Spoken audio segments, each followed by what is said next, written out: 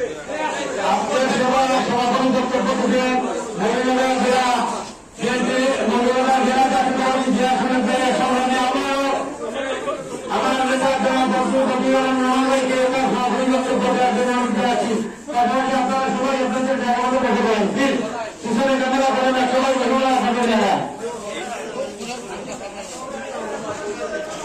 আজকের এই আলোচনা ও প্রস্তুতি সভায় উপস্থিত প্রধান অতিথি মৌলভীবাজার জেলা বিএনপির সংগ্রামী আহ্বায়ক এবং মহিলার পৌরসভার নির্বাচিত সাবেক মেয়র জনাব ফজলুল করিম ময়ূর, মঞ্চে উপবিষ্ট আছেন মৌলভীবাজার জেলা বিএনপির সাবেক সংগ্রামী সাধারণ সম্পাদক, বর্তমান আহ্বায়ক কমিটির অন্যতম সদস্য বিপি মিজানুর রহমান মিজান। মঞ্চে উপবিষ্ট আছেন মৌলভীবাজার জেলা বিএনপির সংগ্রামী সদস্য জনাব হেলাল ভাই সহ বিভিন্ন ইউনিট থেকে আগত আমার আহ্বায়ক, যুগ্ম আহ্বায়ক এবং নেতৃবৃন্দ এবং মৌলভীবাজার জেলা জাতীয়তাবাদী জেলা সৈনিক দলের সংগ্রামী যুগ্ম আহ্বায়ক, প্রেস মিডিয়ার সাংবাদিক বৃন্দ, সবাইকে বাংলাদেশ জাতীয়তাবাদী জেলা সৈনিক দলের পক্ষ থেকে আমি আন্তরিক অভিনন্দন এবং শুভেচ্ছা জানাই।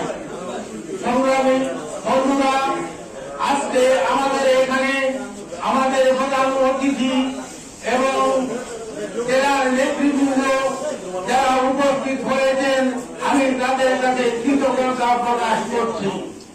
সংগ্রামী বন্ধুরা, 2022 সালের সেপ্টেম্বর মাসে সংগ্রামের মাধ্যমে এদেশে বাংলাদেশ জাতীয়তাবাদী জিয়া সৈনিক দলের জন্মগ্রহণ করেছেন এবং সংগ্রামে আজ পর্যন্ত তারা আছেন এবং থাকবেন। সংগ্রামী বন্ধুরা, আমরা জাতীয়তাবাদী জিয়া সৈনিক, আমরা জিয়াউর রহমান সম্পর্কে জানি। উনি ছিলেন বাংলাদেশের স্বাধীনতার ঘোষক, বহুদলীয় গণতন্ত্রের প্রবর্তক এবং এদেশের সংবাদপত্র এবং মানুষের মৌলিক অধিকার ফেরত দিয়েছিলেন।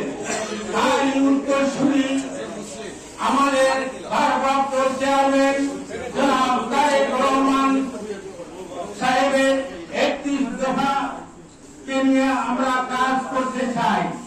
তাই 31 দফা বাস্তবায়িত হলে আমরা আশা করি আগামী সংসদ নির্বাচনে বাংলাদেশ জাতীয়তাবাদী দলের বিপুল বিজয়ের মাধ্যমে আমাদের নেতা তারুণ্যের অহংকার জনাব তারেক রহমান সাহেবকে আমরা বাংলাদেশের প্রধানমন্ত্রী হিসাবে